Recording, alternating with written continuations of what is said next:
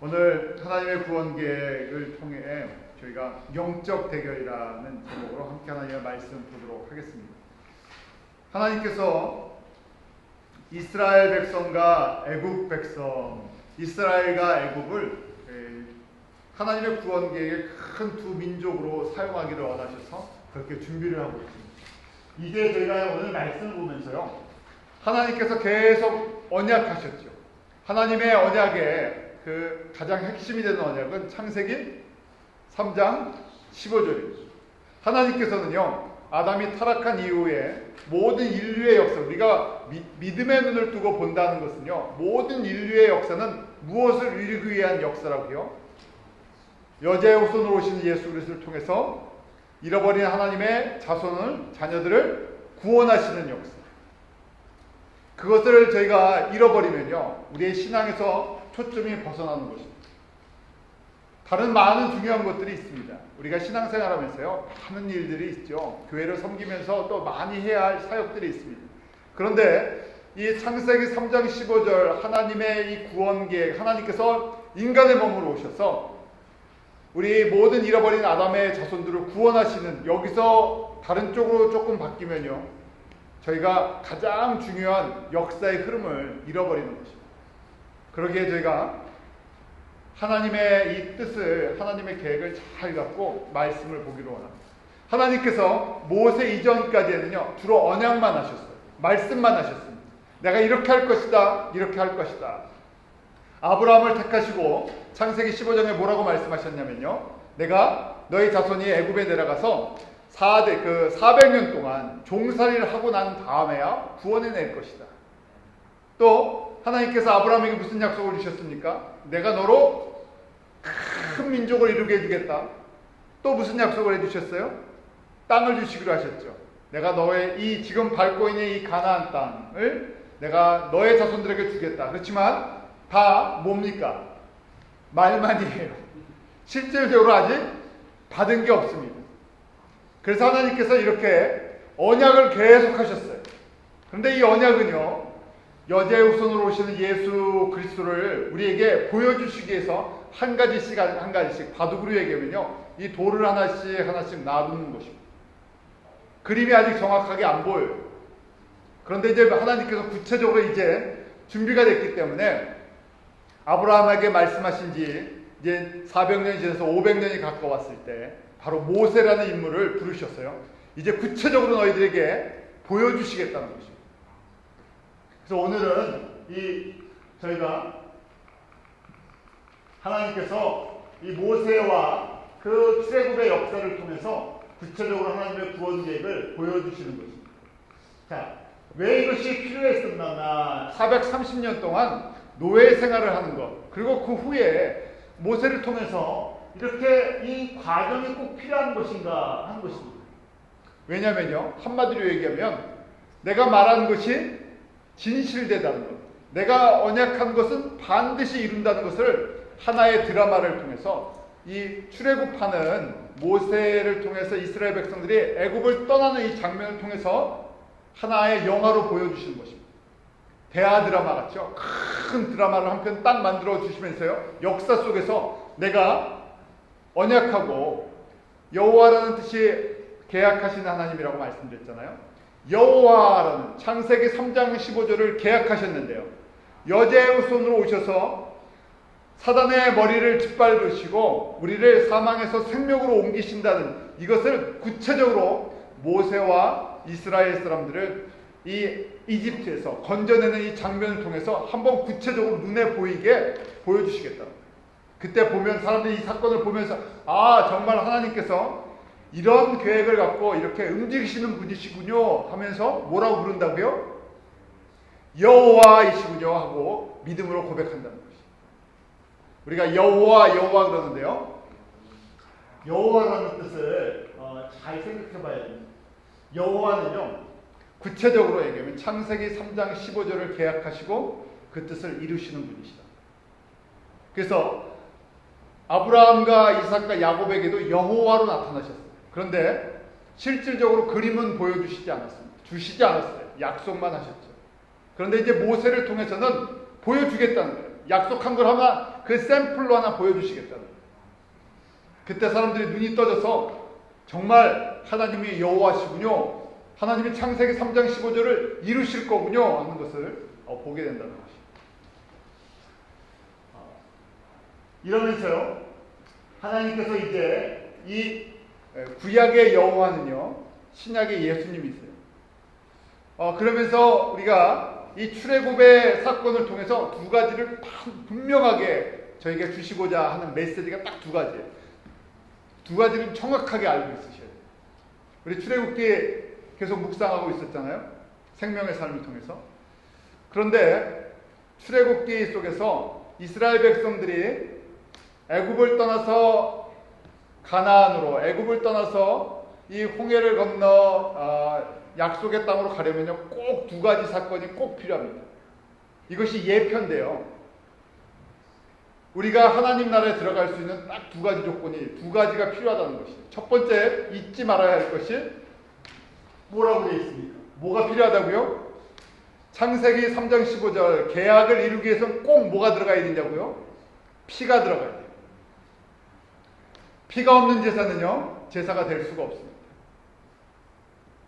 이스라엘 사람들에게 가르쳐줬던 가장 중요한 원리, 출애굽하게 되는 가장 중요한 원리는, 하나님은 어린 양의 피로써 이스라엘 백성을 구원하시겠다는 걸 보여주십니다. 어떻게 여자의 후손을 통해서 이루실 것인가? 여자의 후손을 통해서 이루시는데 사단의 권세를 깨뜨리고 사망의 권세를 깨뜨리고 세상의 권세를 깨뜨리는 가장 중요한, 가장 강력한 무기가 무엇인가? 죽음을 이기는 것은 오직 어린 양의 피밖에 없다는 걸 보여주시는 거예요. 그래서 저희가 찬송할 때 보혈 찬송 많이 하잖아요. 저희가 이 보혈 찬송을 부르는 이유가 있어요. 사람들은 무슨 찬송이 많은데 좀 우아하고 아름다운 찬송을 하나 앞에 올려드려야지, 보혈, 예수의 피밖에 없네, 예수의 피밖에 없네, 나의 죄를 씻기는 예수의 피밖에 없네. 그래서 제가 처음 신앙을 가질 때, 처음 예수님 믿을 때 막 그 피 찬양, 피를 찬양하면 좀 이상했어요. 아니 좀 고상한 찬양을 하지, 뭐 피 그러고 그냥 그러면요, 무슨 기독교가 무슨 피의 종교인가, 왜 피 그러냐, 좀 이렇게. 지금 저희가 내 영혼이 은총이고 그러면 이게 우아하잖아요, 멋있잖아요. 그럼 거룩 이러지. 왜 이 피 하면, 그래서 제가 처음에는 보혈 찬송하면 이게 잘 안 불렸어요. 감동이 별로 없었던 것 같아요. 왜냐면 십자가 예수님의 이 보혈의 능력을 알지 못했기 때문이었어요. 이스라엘 백성도 마찬가지고요, 모세도 이 피의 능력을 정확하게 아직 이해를 못합니다. 이것이 영적으로 어린아이와 같을 때는 이 하나님의 피의 권세, 세상을 이기는 것, 마귀가 가장 무서워하는 것이 무엇이라고요? 예수의 피예요. 원천적인 것처럼, 아주 원초적인 것처럼 보이지만요, 왜냐하면 피는 무엇이기 때문에. 육신에 뭐가 빠지면 죽습니까? 피가 빠지면 죽어요. 우리 육신의 피가 생명의 근원인 것처럼 우리 혼에도 피가 있고요, 어디에도요, 우리 영에도 피가 있는데, 예수님을, 하나님을 떠난 이후부터 우리 영에는 무슨 피가 흐른다고요? 마귀의 피가 흘러요. 예수님이 없으면요, 피가 두 종류뿐이 없어요. 예수의 피가 있든지 마귀의 피가 있는데요, 우리가 예수님을 믿지 않으면요, 하나님을 알지 못하면 우리 안에 마귀의 피가 있는데, 마귀의 피가 있다는 증거가 무엇인가? 우리가 죽는다는 것이에요. 우리의 영혼이 죽었다는 것은 우리 안에 생명의 피인, 하나님의 피인 예수의 피가 없으면 우리는 영혼이 죽었다고 이렇게 얘기를 하는 것입니다. 이것이 성경적인 이야기입니다. 그러기에 예수님께서요, 이 출애굽의 과정을 통해서 특별히 10가지 재앙을 통해서 피의 중요성을 다시금 인식시켜줍니다. 그것을 깨닫는 시간이에요. 우리가 신앙이 깊다, 낮다 이런 것은요, 인간적인 기준이 아니라 내가 예수 그리스도의 보혈의 권세, 십자가의 그 피의 능력을 얼만큼 이해하느냐, 그것이 얼마나 가치 있는 것이냐, 그 능력이 얼마나 대단한 능력인가를 깨닫는 데서부터 시작이 됩니다.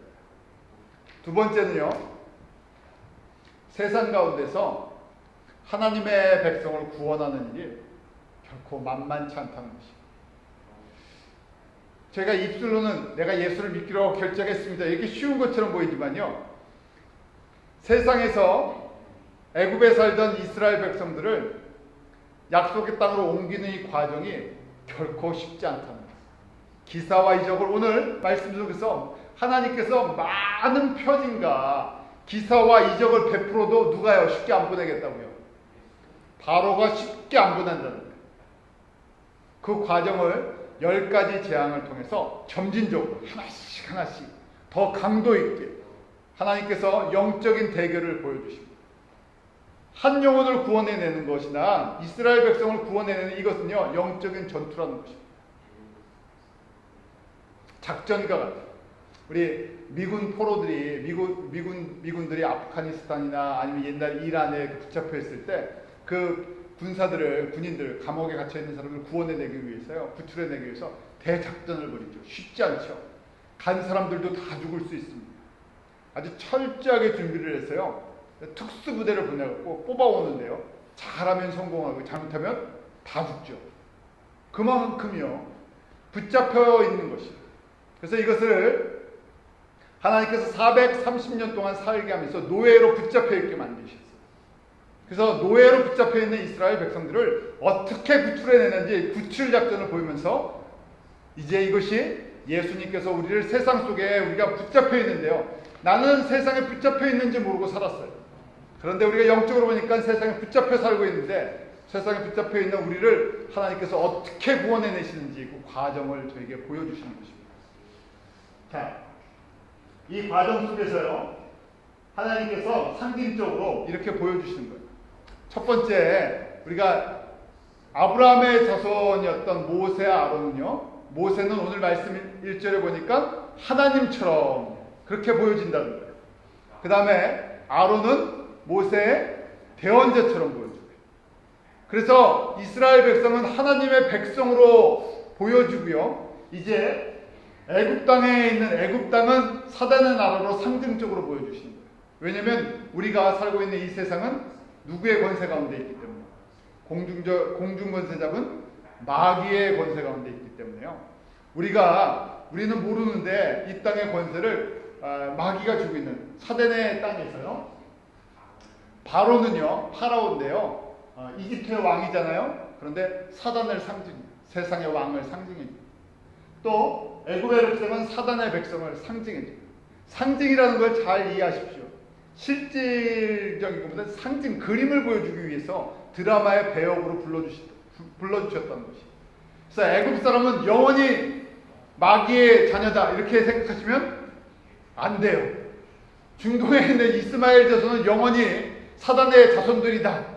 이건 상징적이지, 상징적인 걸 실질적으로 막 적용해 갖고 거기에는 그러면 복음을 전할 필요가 없다 이렇게 생각하시면 안 돼요. 애굽에도 많은 그리스도인들이 있습니다. 핍박을 받으면서요, 거기에 많은 그리스도인들이 있어요.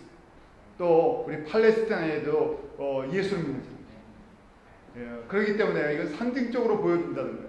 하나님께서 이 하나님의 백성을 세상에서 어떻게 건지시는지 두 가지 배역.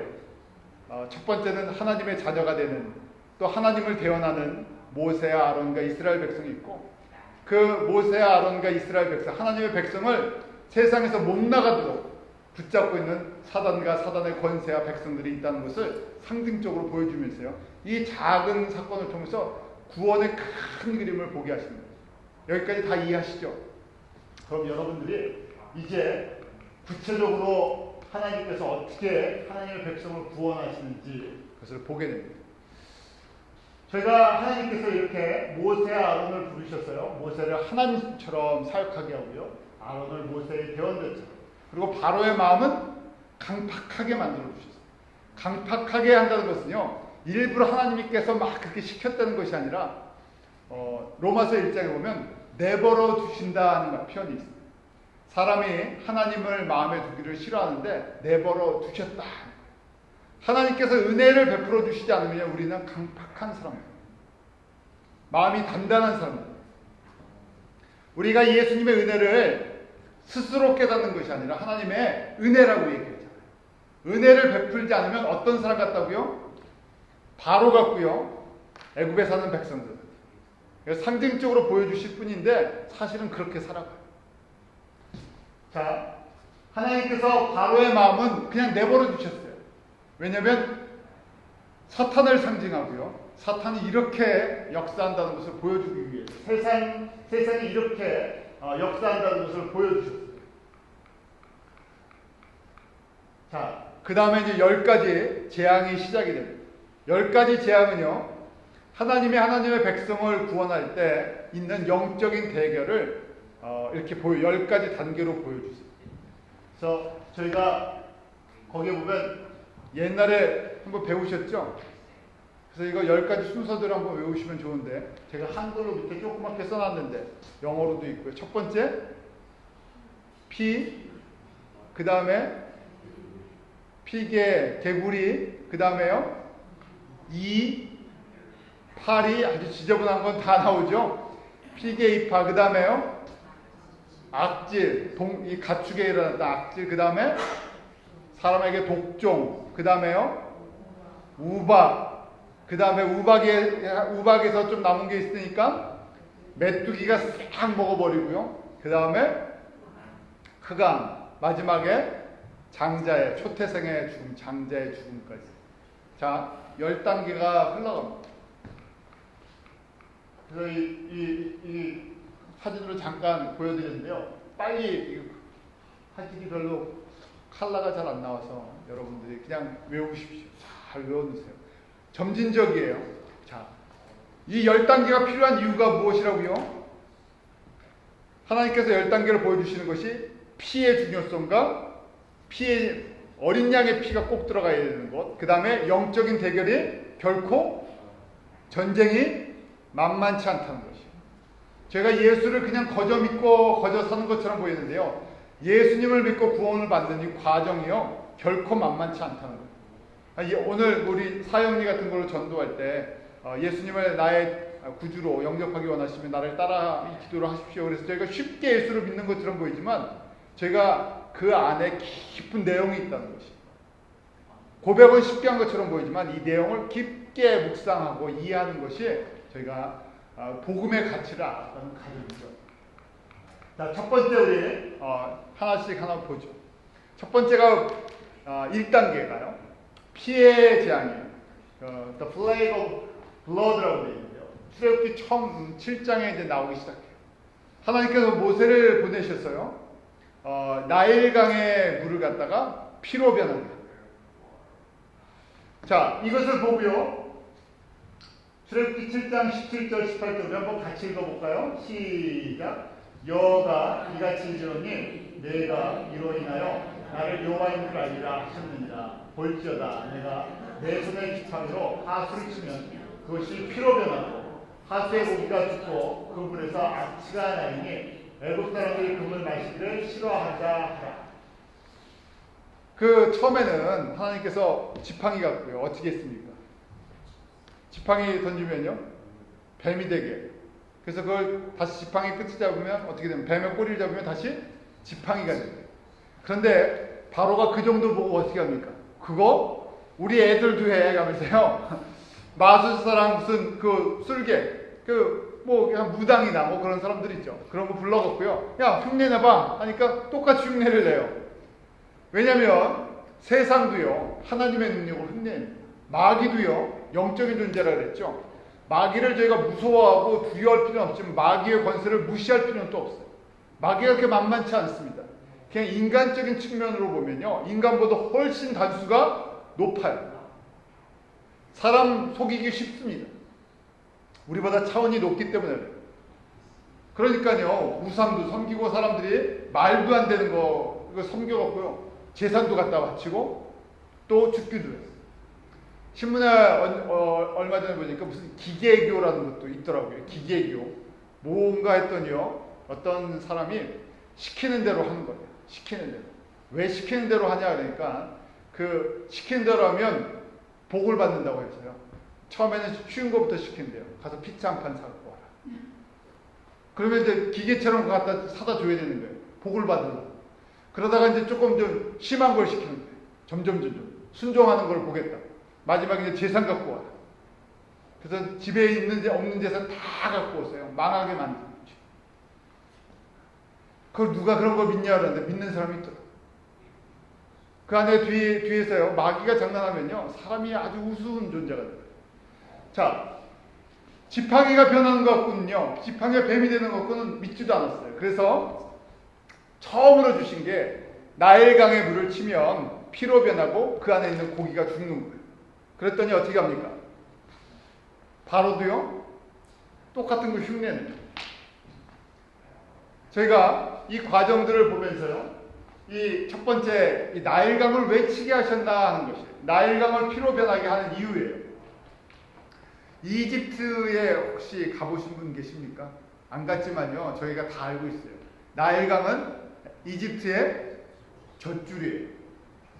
우리 그런 거 있잖아요. 강이 굉장히 중요하잖아요. 옛날에. 그래서 한국에 요새 뭐 4대강 정리한다 그러는데 한국도 한강이나 낙동강이나 이런 금강이나 농사를 지을 때 이 강은요, 아주 젖줄 같은 것이에요. 생명줄이에요. 애굽의 풍요로움은 나일강의 이 강에서부터 온 것이에요. 그런데 하나님께서 그 풍요를 공급해주는 애굽 사람들에게서는 가장 귀한 신 중에 하나가 무슨 신이겠어요? 뭘 섬기겠어요? 이 나일강을 어머니와 같이, 나일강을 젖줄과 같이 섬기는 사람들이에요. 그래 하나님께서 나일강을 피로 변하게 하고요, 물을 못 마시게 하고요, 그 다음 그 고기를 죽게 했습니다. 그런데 이 정도 되면요, 바로가 깨지겠지 했던, 그건 누가 생각한 거예요? 모세는 야, 이 정도만 하면 바로가 변하겠지. 바로가 그걸 읽었고요. 웬만해서는 저희가 잘 이해하는 게 세상에서요, 세상 사람들 웬만해서는 하나님을 인정하지 않습니다. 웬만해서는요, 한 영혼을 구원해내는 게 쉽지가 않아요. 저희가 이걸 이렇게 적용해 볼 수 있습니다. 나일강은 생명뿐만 아니라 산업과 생활의 가장 기본적인 요소예요. 농사를 짓는 사람에게 물이 가장 중요하잖아요. 저에게는 뭐가 제일 중요하겠습니까? 미국에 사는데요, 뭐가 나일강 같은 거겠습니까? 직업이 될 수도 있고요, 돈이 될 수도 있어요. 비즈니스가 될 수도 있어요. 왜냐면 이거 없으면 당장 하루도 살기 힘들죠. 하나님께서 그래서 어떨 때는 경제적인 어려움을 하나님께서 주실 때도 있어요. 또 하나님이 부르실 때 경제적인 어려움을 주실 수도 있는데, 사람들이 경제적인 어려움을 통해서 하나님 앞에 오는 것만 해도 은혜입니다. 그런데 강팍하면 뭐 어떻다고요? 다 망해도 예수 안 믿어요. 다 망해도 예수 안 믿습니다. 지금 이 사건을 보면서요, 하나님께서 하나님의 백성을 구출해내는 과정 속에서 1단계가 그들의 생명의 젖줄과 같은 나일강을 치게 하시는 것이었지만요, 이 사건을 통해서 바로가 깨지지 않습니다. 결론적으로요, 마귀가 가장 무서워하는 것 뭐라고요? 마귀가 깨지는 건 딱 한 가지뿐이 없습니다. 예수의 피의 제사를 가장 두려워합니다. 자, 바로는 마귀의 상징이라 그랬어요. 바로가 마귀라면요, 그러면 하나님께서 하나님의 구원을 어떻게 이루실지를 모르겠습니까? 알겠습니까? 창세기 3장 15절을 알겠습니까? 모르겠습니까? 마귀도요, 다 알고 있습니다. 그러기에 그 마귀의 쫄개인 귀신도요, 예수님이 이 땅에 오셨을 때 왜 오셨냐? 그러면서요, 두려워하죠. 마귀도요, 하나님의 존재를 알고요, 하나님의 뜻을 알고 있습니다. 마귀의 특징은 불순종과 대적함과 이간질함과 파괴에 있기 때문에 끝까지 그렇게 나가기 때문에 그렇죠. 그렇기 때문에요, 마귀가요, 말은 안 하지만요, 바로가 말을 직접적으로 안 하지만 가장 두려운 것은 어디에서요? 어느 땅에서? 저희가 이 10가지 재앙을 할 때 결론은 뭡니까? 이스라엘 백성들이 애굽 땅을 나가게 된 가장 결정적인 사건은 무슨 사건이라고요? 몇 번째 사건이요? 10번째, 장자의 죽음이었는데요, 장자의 죽음 속에서요, 이스라엘 백성들은 죽지 않았어요. 그 사건이 애굽 땅에서 일어났는데 이스라엘 백성들이 죽음을 면할 수 있었던 이유가 무엇입니까? 어린 양의 피를 문의 좌우 설주 임방에 발랐기 때문에. 어디서요? 어느 땅에서요? 애굽 땅에서. 뭘 잡았어요? 어린 양을 잡았어요. 피를 애굽 땅에서 그 자기의 집에 문에 발랐을 때, 도어 프레임에 발랐을 때 그때 구원이 임하죠. 그러나 그날 동시에 그 사건을 믿지 않고 준비하지 않은 모든 사람들에게는 죽음의 신이 임했어요. 다 첫 번째 태어난 모든 것은 죽여버렸어요. 이게 정답이에요. 이 답을 알고요. 1단계부터 보셔야 이해가 돼요. 그러니까 이 사건이 가장 무서운 사건이죠. 나머지 강물이 마르던 강물이 피로 변하던 이건 중요하지 않아요. 왜냐하면 견딜 수 있기 때문에. 살아날 수 있기 때문에 그렇습니다. 마귀는요. 다른 거 두려워하지 않습니다. 두려워하는 척하는 거죠. 결정적인 것은 예수 그리스도의 어린 양의 피해 사건 없이는 절대로 누구를 놓아주지 않아요. 이스라엘 백성을 하나님의 잃어버린 영혼들을 절대로 놔주지 않습니다. 물귀신이라 그러죠. 붙잡으면 끝까지 늘어진다고. 세상의 그 권세는요. 세상의 우상들은요. 세상의 이 어둠의 권세는 우리를 끝까지 물고 들어줄 수 있어요. 뭐만 고백하지 않는다면, 어떤 사건만 뜨겁게 체험하지 않는다면요. 예수의 피해 사건이, 예수의 피가 내 가슴에 떨어지지 않는 한 어떤 것도 견뎌낼 수가 있어요. 그래서 저희가 이 시대에 가장 세상의 거센 도전이 뭐냐면요. 교회에서 무슨 얘기를 못하게 해요. 예수의 피해 사건을, 피해 찬송을, 보혈의 능력을 점점 약하게 만드는 것이 마귀의 가장 대표적인 전략 중에 하나입니다. 자, 그 다음 보죠. 두 번째는 개구리라고 그랬죠. 개구리라는 것이 이제 개구리가 온 땅에서 올라옵니다. 그런데요, 이 개구리를 보면서요, 저희가 또 한 가지 생각하게 되는데, 이 개구리가 다 올라왔을 때 바로도요, 이 명령을 내려서요, 개구리를 같이 만들어낼 수 있었습니다. 바로도 똑같이 흉내내요. 그러니까 바로도요, 어둠의 권세도 이런 술수를 가지고요, 세상을 유혹하고요, 또 혼돈시키죠. 그럼 이 개구리가 어떤 의미가 있을까 했는데요, 그 요한계시록 16장에 보면요, 이 개구리에 대해서 더러운 영이다, 귀신의 영이라고 기록이 되어 있어요. 한번 우리 계시록 16장 13절 14절 한번 같이 읽어볼까요? 시작. 또 내가 보매 개구리 같은 새 더러운 영이 용의 입과 짐승의 입과 거짓 선지자의 입에서 나오니 저희는 귀신의 영이다. 이적을 행하여 온 천하 임금들에게 가서 하나님 곧 전능하신 이의 큰 날에 정경으로 그들을 모으더라. 세상도요 기사와 이적을 베풉니다. 그러니까요 기사와 이적만 따라가면요 문제가 있을 수가 있어요. 기사와 이적은 하나님께서 우리에게 기적을 베푸실 때 하나님이 누구신가를 발견하는 것이죠. 사람들이 기적을 체하면 기적만 쫓아갈 때가 있어요. 능력을 하면 야, 저 대단한 능력을 가졌다 그래서 그 배후에 어떤 세력이 있는지 생각하지 않고요. 능력 이퀄 하나님의 권세다 하고 생각할 때가 있어요. 그러기에요. 이 바로의 술객들도 이런 것을 흉내냈죠. 세상이 이런 개구리와 같은 더러운 영, 귀신들로요 채워져 갖고요. 사람들을 유혹하고 현혹시킵니다. 바로가 이렇게 했을 때